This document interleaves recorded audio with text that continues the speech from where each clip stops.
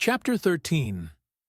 The remainder of Anne's time at Uppercross, comprehending only 2 days, was spent entirely at the mansion house, and she had the satisfaction of knowing herself extremely useful there, both as an immediate companion and as assisting in all those arrangements for the future, which, in Mr. and Mrs. Musgrove's distressed state of spirits, would have been difficulties. They had an early account from Lyme the next morning. Louisa was much the same. No symptoms worse than before had appeared. Charles came a few hours afterwards to bring a later and more particular account. He was tolerably cheerful. A speedy cure must not be hoped, but everything was going on as well as the nature of the case admitted. In speaking of the Harvilles, he seemed unable to satisfy his own sense of their kindness, especially of Mrs. Harville's exertions as a nurse. She really left nothing for Mary to do. He and Mary had been persuaded to go early to their inn last night. Mary had been hysterical again this morning. When he came away, she was going to walk out with Captain Benwick, which, he hoped, would do her good. He almost wished she had been prevailed on to come home the day before. But the truth was that Mrs. Harville left nothing for anybody to do. Charles was to return to Lyme the same afternoon, and his father had at first half a mind to go with him. But the ladies could not consent. It would be going only to multiply trouble to the others and increase his own distress. And a much better scheme followed and was acted upon. A chaise was sent for from Crewkerne, and Charles conveyed back a far more useful person in the old nursery maid of the family, one who, having brought up all the children, and seen the very last, the lingering and long-petted Master Harry, sent to school after his brothers, was now living in her deserted nursery, to mend stockings and dress all the blains and bruises she could get near her, and who, consequently, was only too happy in being allowed to go and help nurse dear Miss Louisa. Vague wishes of getting Sarah thither had occurred before to Mrs. Musgrove and Henrietta, but without Anne it would hardly have been resolved on, and found practicable so soon. They were indebted, the next day, to Charles Hayter, for all the minute knowledge of Louisa, which it was so essential to obtain every 24 hours. He made it his business to go to Lyme, and his account was still encouraging. The intervals of sense and consciousness were believed to be stronger. Every report agreed in Captain Wentworth's appearing fixed in Lyme. Anne was to leave them on the morrow, an event which they all dreaded. What should they do without her? They were wretched comforters for one another. And so much was said in this way that Anne thought she could not do better than impart among them the general inclination to which she was privy, and persuaded them all to go to Lyme at once. She had little difficulty. It was soon determined that they would go tomorrow, fix themselves at the inn, or get into lodgings as it suited, and there remain till dear Louisa could be moved. They must be taking off some trouble from the good people she was with.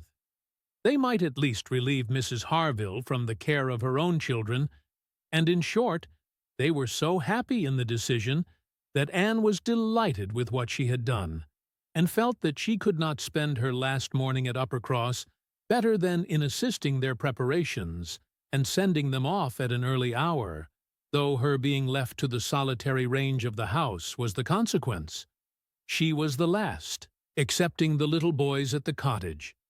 She was the very last, the only remaining one of all that had filled and animated both houses, of all that had given Uppercross its cheerful character. A few days had made a change indeed.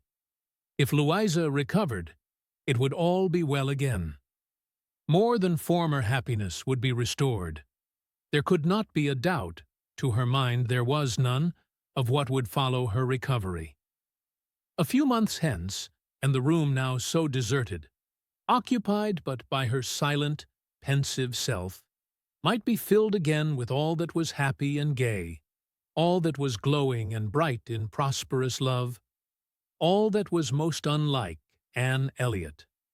An hour's complete leisure for such reflections as these, on a dark November day, a small, thick rain almost blotting out the very few objects ever to be discerned from the windows, was enough to make the sound of Lady Russell's carriage exceedingly welcome. And yet, though desirous to be gone, she could not quit the mansion house, or look an adieu to the cottage, with its black, dripping, and comfortless veranda, or even notice through the misty glasses the last humble tenements of the village, without a saddened heart. Scenes had passed in Uppercross, which made it precious. It stood the record of many sensations of pain, once severe, but now softened, and of some instances of relenting feeling, some breathings of friendship and reconciliation, which could never be looked for again, and which could never cease to be dear. She left it all behind her, all but the recollection that such things had been. Anne had never entered Kellynch since her quitting Lady Russell's house in September. It had not been necessary, and the few occasions of its being possible for her to go to the hall she had contrived to evade and escape from. Her first return was to resume her place in the modern and elegant apartments of the lodge, and to gladden the eyes of its mistress. There was some anxiety mixed with Lady Russell's joy in meeting her. She knew who had been frequenting Uppercross, but happily either Anne was improved in plumpness and looks, or Lady Russell fancied her so, and Anne, in receiving her compliments on the occasion, had the amusement of connecting them with the silent admiration of her cousin, and of hoping that she was to be blessed with a second spring of youth and beauty. When they came to converse, she was soon sensible of some mental change.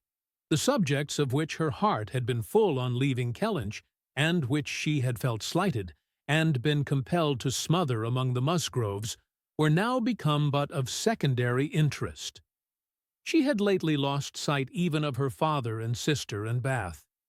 Their concerns had been sunk under those of Uppercross, and when Lady Russell reverted to their former hopes and fears, and spoke her satisfaction in the house in Camden Place, which had been taken, and her regret that Mrs. Clay should still be with them, Anne would have been ashamed to have it known how much more she was thinking of Lyme and Louisa Musgrove, and all her acquaintance there.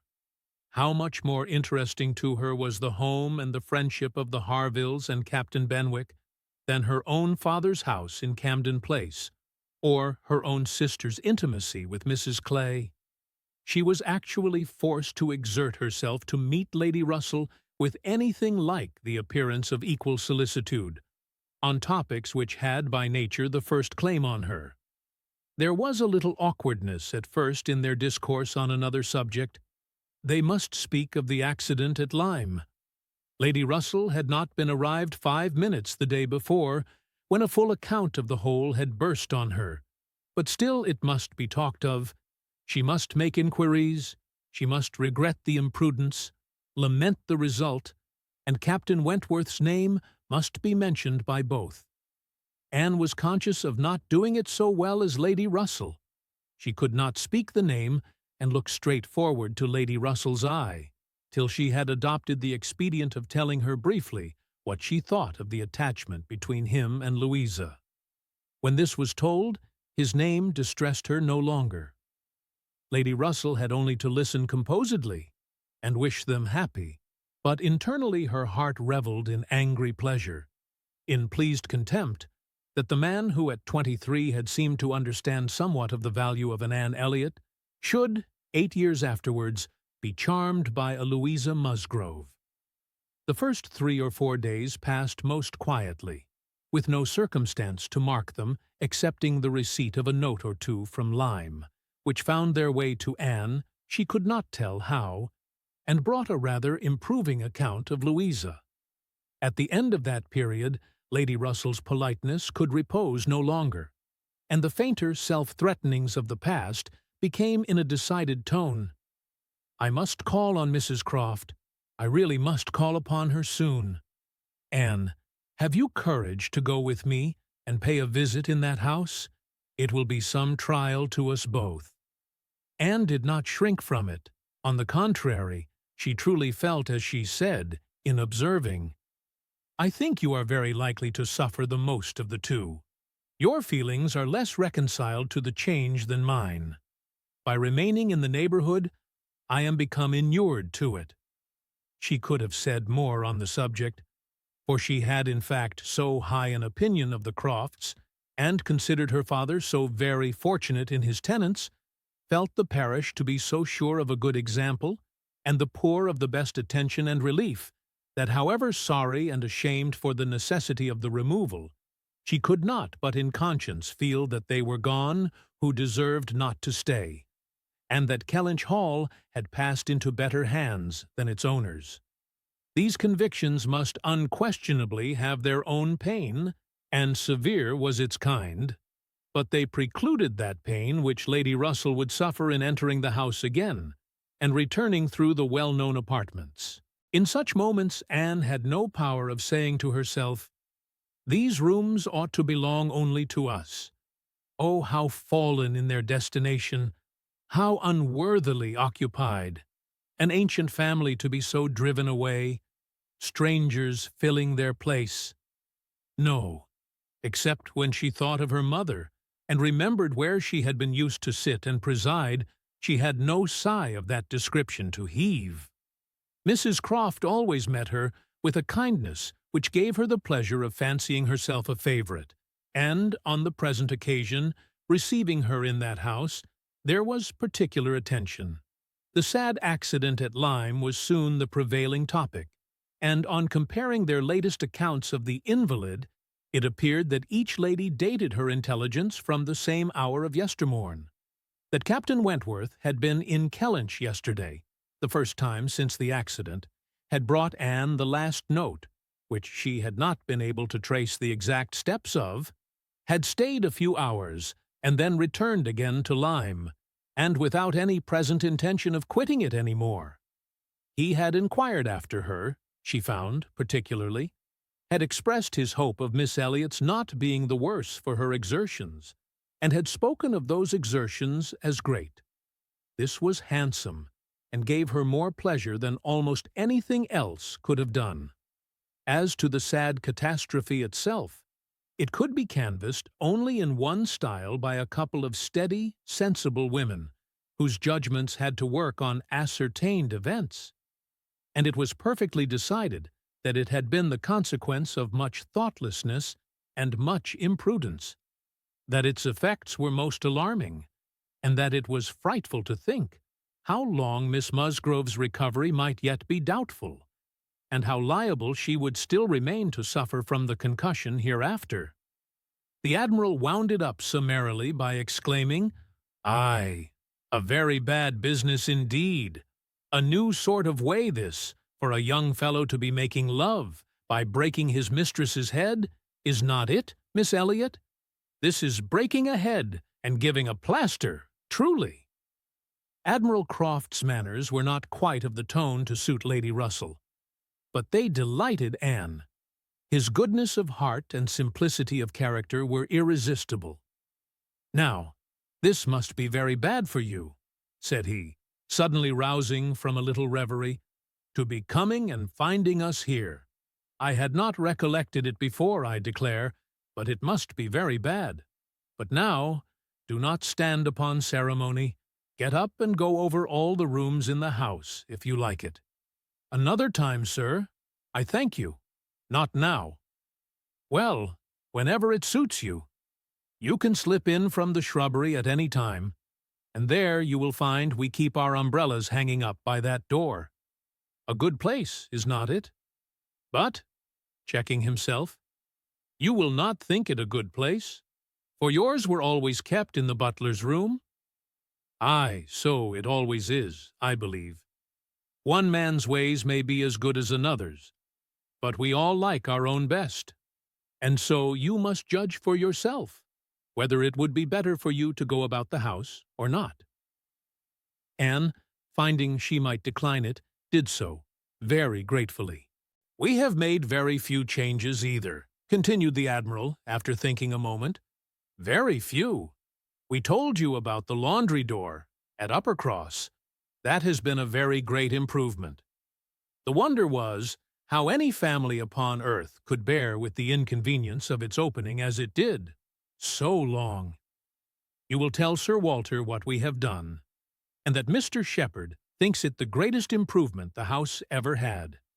Indeed, I must do ourselves the justice to say that the few alterations we have made have been all very much for the better. My wife should have the credit of them, however. I have done very little besides sending away some of the large looking-glasses from my dressing-room, which was your father's. A very good man, and very much the gentleman, I am sure. But I should think, Miss Elliot, looking with serious reflection, I should think he must be rather a dressy man for his time of life. Such a number of looking-glasses! Oh, Lord! There was no getting away from oneself. So I got Sophie to lend me a hand, and we soon shifted their quarters. And now I am quite snug, with my little shaving-glass in one corner, and another great thing that I never go near. Anne, amused in spite of herself, was rather distressed for an answer, and the Admiral, fearing he might not have been civil enough, took up the subject again, to say, "The next time you write to your good father, Miss Elliot, pray give him my compliments and Mrs. Croft's, and say that we are settled here quite to our liking, and have no fault at all to find with the place. The breakfast-room chimney smokes a little, I grant you, but it is only when the wind is due north and blows hard, which may not happen 3 times a winter. And take it altogether, now that we have been into most of the houses hereabouts, and can judge, there is not one that we like better than this. Pray say so with my compliments. He will be glad to hear it." Lady Russell and Mrs. Croft were very well pleased with each other, but the acquaintance which this visit began was fated not to proceed far at present. For when it was returned, the Crofts announced themselves to be going away for a few weeks, to visit their connections in the north of the county, and probably might not be at home again before Lady Russell would be removing to Bath. So ended all danger to Anne of meeting Captain Wentworth at Kellynch Hall, or of seeing him in company with her friend. Everything was safe enough, and she smiled over the many anxious feelings she had wasted on the subject.